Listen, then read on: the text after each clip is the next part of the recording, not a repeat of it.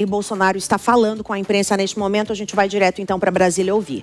Em relação ao soluço, nós inicialmente tínhamos proposto um bloqueio do nervo, mas estando mais próximo do presidente agora e observando que tem uma relação direta, talvez com o tubo digestivo, uma esofagite severa que ele tem, associada a gastrite e refluxo gastroesofágico, o que nós optamos? Por questão de precaução. Otimizar o tratamento clínico, melhorar a dieta, potencializar toda a medicação e observar nesses próximos dias a necessidade ou não desse procedimento. Provavelmente nós o faremos lá para segunda-feira, que é o tempo bom para ele poder responder a essa medicação. Como é que é o procedimento? O procedimento, o Dr. Cláudio pode te explicar. Tá, então, o procedimento é um procedimento que a gente, assim, eu pessoalmente não tenho experiência, tá? Tem um outro colega que vai fazer nessa eventualidade. Ele é realizado por radiointervenção. Então, você localiza o trajeto do nervo com um aparelho de ultrassom. Você, eventualmente, estimula o diafragma para tentar localizar ou identificar qual o diafragma que é mais suscetível a ser do lado direito ou do lado esquerdo. E aí você, localizando o trajeto do nervo com um aparelho de ultrassom, você faz a injeção de uma substância anestésica associada com um pouquinho de corticoide. Tá bom? E aí avalia nesse soluço, que é o seguinte, o procedimento é mais invasivo. Então, toda vez que nós podemos ser menos invasivos na questão da proteção do paciente, quer dizer, um paciente de 70 anos, que tem um benefício enorme, tem. Mas se nós podemos resolver de forma clínica, aí para ele é mais seguro. Essa é a nossa preocupação agora. Isso pode prolongar o tempo de internação, esse outro procedimento? Acredito que não, porque como eu tenho que fazer junto do Dr. Cláudio uma avaliação clínica periódica a cada dia, e a gente vai definir dentro dessa internação que é a mesma recuperação já definida pelo Dr. Cláudio da cirurgia da hérnia. Só para entender melhor, na próxima segunda-feira ele pode passar para o novo procedimento ou o senhor vai avaliar até segunda-feira se há necessidade de um novo procedimento? Não, até segunda-feira, como eu falei, como nós estamos inserindo um novo tratamento e mais otimizado, aí nós vamos ver como é a evolução clínica dele, como está espaçado a redução dos quadros de soluço. Por quê?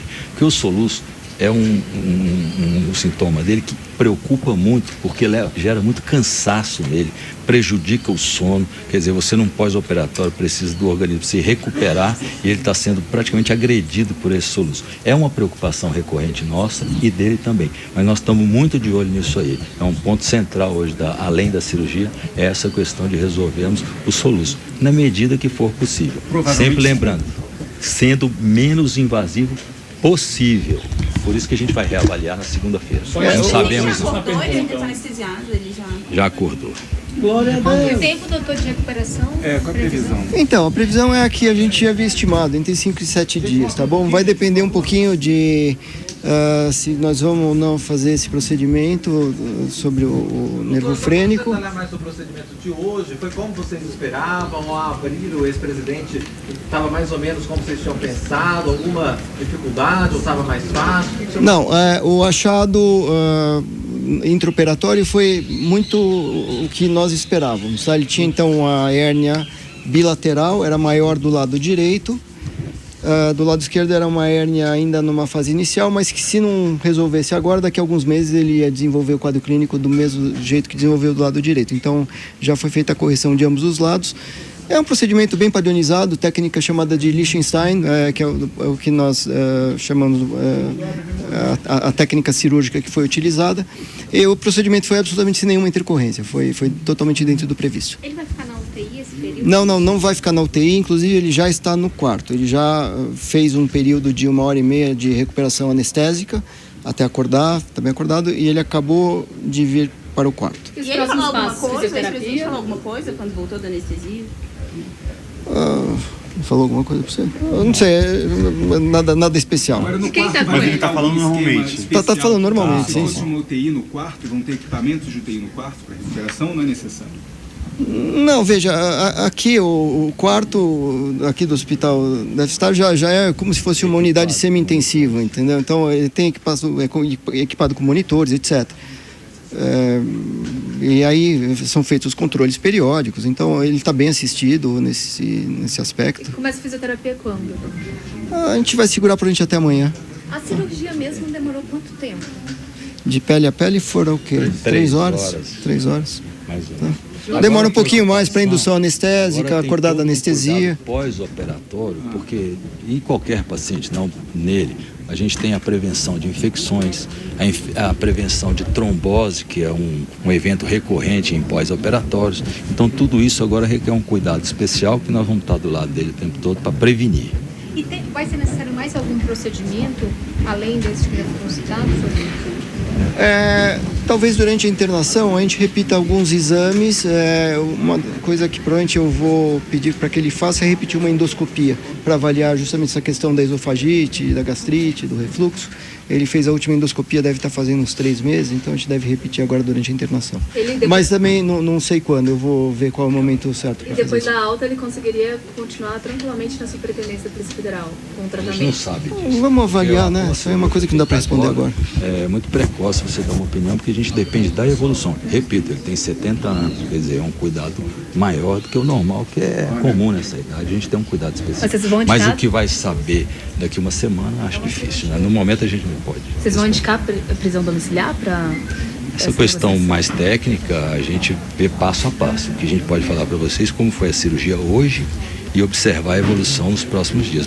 Mais do que isso, acho que seria imprudente da nossa parte. Com 5 dias, pelo menos, de observação, ele vai ficar aqui, pelo menos. Pós-operatório... assim, ele precisa estar bom o suficiente para fazer o que a gente chama de autocuidado, que é tomar banho, é se vestir, é se movimentar, é comer, tá? A gente entende que nesse momento, para ele tomar banho, ele precisa de ajuda, né? Então não dá para ele estar num lugar onde ele fica desassistido.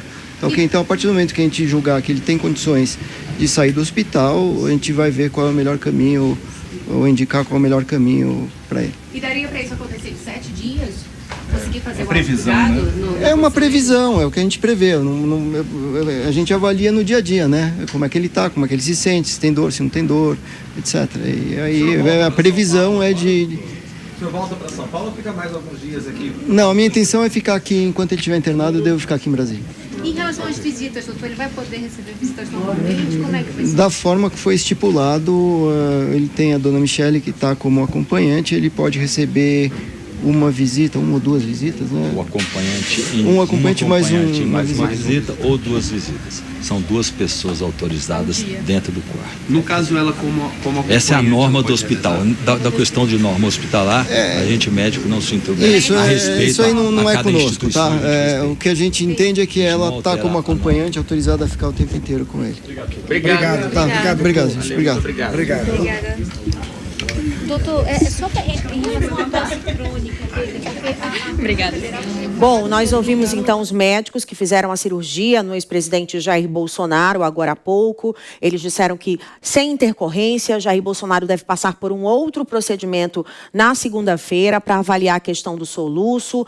Segundo os médicos, ele tem ali uma esofagite aguda, muito grave, que isso causaria os soluços, as crises que Jair Bolsonaro tem, assim, com frequência. A gente também ouviu ali eles comentando sobre a volta à prisão, né? A prisão ali que é feita na sede da Polícia Federal. Eles disseram que não existe um prazo determinado para que ele retorne à prisão, mas todo esse acompanhamento no hospital pode ser em média de 5 a 7 dias, então a gente vai continuar com a Janaína Camelo por lá. Ele está acompanhado de 2 pessoas, entre elas a mulher, a esposa a Michele Bolsonaro, que postou a foto da equipe médica, agradeceu, e agora a gente vai ver como vai ser esse desdobramento, né? Segundo os médicos, Jair Bolsonaro tem que ter realmente um cuidado mais olhado de perto, né? Um cuidado mais criterioso por ter 70 anos, então eles não querem fazer nada muito invasivo.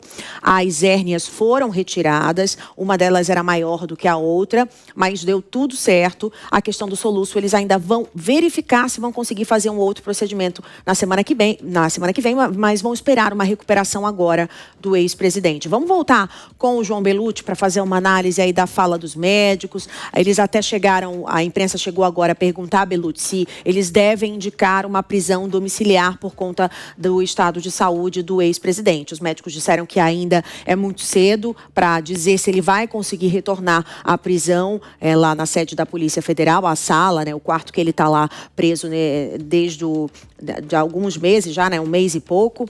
Então, você acredita que com todo esse histórico, agora a defesa pode ter mais uma chance de fazer um pedido ao STF, ao ministro Alexandre de Moraes, de uma prisão domiciliar com esse quadro novo médico ali que tem se agravado com o passar do tempo? Pode ser uma brecha ali para a defesa tentar novamente esse pedido de prisão domiciliar, João?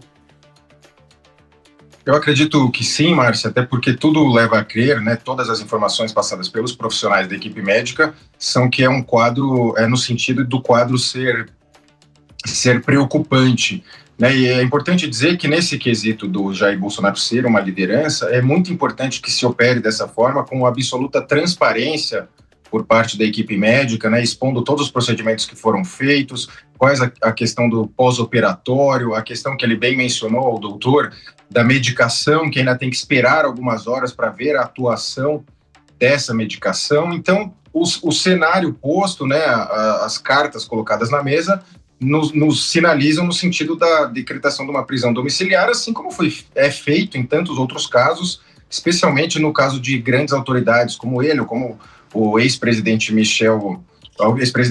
Fernando Collor, que teve também essa medida deferida. E ele menciona, né, Márcia, a questão do soluço, né? Esse me parece que é um grande mistério, talvez, o soluço por si só, né, em termos médicos, mas no caso específico do Jair Bolsonaro, né, os médicos mencionam essa questão do soluço, não há uma clareza pelas declarações, né, evidentemente que eu não sou médico, então não me parece que é uma clareza das causas, né, e esse soluço me parece que ele reverbera em todos os aspectos da recuperação do Bolsonaro, já que esse movimento constante do corpo, além de muito cansaço, ele gera um estresse enorme para o paciente. Então me parece que agora o segundo enfoque deles da equipe médica vai ser essa questão do soluço, que ela acaba tendo essa interferência, essa intercorrência no quadro como um todo, e como você bem mencionou, abre mais uma vez a oportunidade, a expectativa de um novo pedido por parte da defesa e de um deferimento por parte do Supremo Tribunal Federal, que essas idas e vindas, elas acabam gerando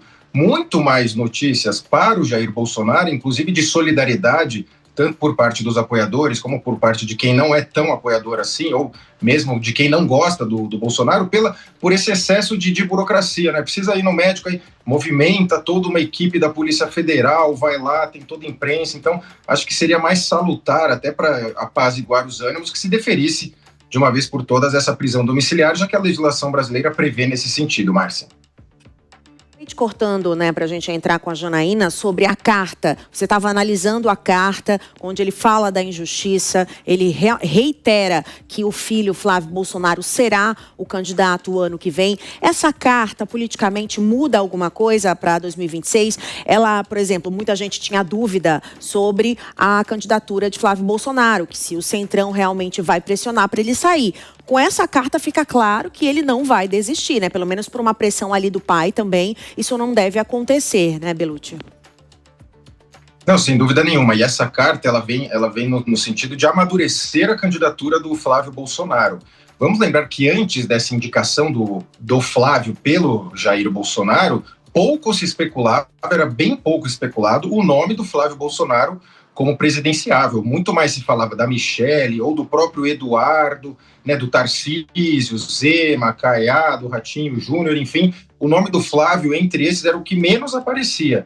Então a ideia do nome dele, a candidatura dele é muito recente, é incipiente, vem numa toada crescente nas pesquisas, que é o natural para nomes novos, ao passo que o Lula já está consolidado com seus números, né? Pouco varia os números do presidente Lula. Quando tem algum tema de segurança pública, ele dá uma caída. Quando tem algum enfrentamento com os Estados Unidos ou algum potencial inimigo externo, vamos colocar assim, a popularidade aumenta. Então, vai muito ao sabor do momento. Me parece que é um número fixo ali de rejeição e de aprovação do Lula e de rejeição e aprovação do chamado bolsonarismo. E o Flávio traz esse refresco, né, para para esse movimento. Ele tem se posicionado de forma bastante polida, né, de forma bastante política também, né, ao contrário do Jair, que tinha alguns arroubos verbais, né, que o fez famoso também, né, diga-se de passagem, esses arroubos verbais, esses rompantes do Jair, são características dele, e isso que também ajuda a ele ter uma fama, uma grande fama, né, de enfrentador, de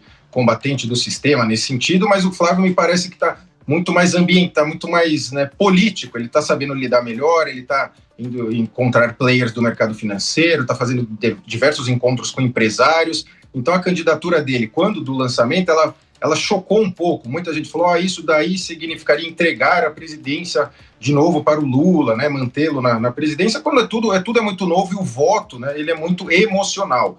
E o Jair Bolsonaro enfrenta essa resistência no público feminino, e o Flávio entendeu esse jogo. Então pode ser que ele busque justamente, né, ter talvez uma mulher na chapa como vice, coisa que o Bolsonaro rejeitou, e o Valdemar da Costa Neto falou que ele, Valdemar, queria, e o Bolsonaro que não quis alguém da área militar. Então pode ser que o Flávio construa melhor, e me parece que ele tem um perfil mais de construir pontes do que de embate, tem um perfil muito mais político. E essa carta, pela data, pelo simbolismo, né, por várias cartas que a política brasileira já nos propiciou, né, a carta do Lula no primeiro mandato, a carta do Getúlio Vargas, enfim, a carta ela tem uma simbologia muito grande, mas especialmente para o próprio Flávio. Ele mencionou na entrevista que essa carta é para tirar a dúvida de alguns que ainda tinham dúvida, né, de algumas pessoas, alguns atores políticos que ainda tinham dúvida, mas me parece que serviu muito para ele também, né? Essa carta, no 25 de dezembro, divulgada na sequência da cirurgia, que foi tudo certo. Então, a política tem esses símbolos, né? Esses símbolos emotivos tocam muito na